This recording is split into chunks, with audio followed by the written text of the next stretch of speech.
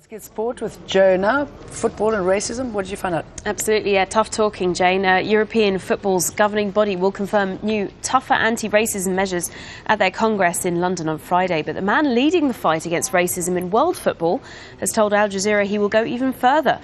Webb, who's the chairman of FIFA's anti-racism task force, exclusively told Wellings he'll be putting forward 3 measures at FIFA's Congress in Mauritius next week.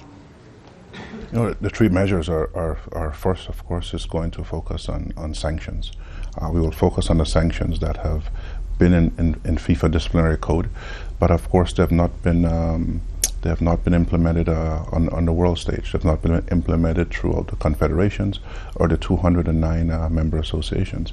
And then, of course, we must look at education, at the educational program, and then following that, we must have within our stadiums necessary, adequate professionals in the stadium to focus on racism and anti-discrimination measures within the stadium. UEFA are bringing in more stadium closures and fines. But do stadium closures and fines work? Because personally, I don't think they do.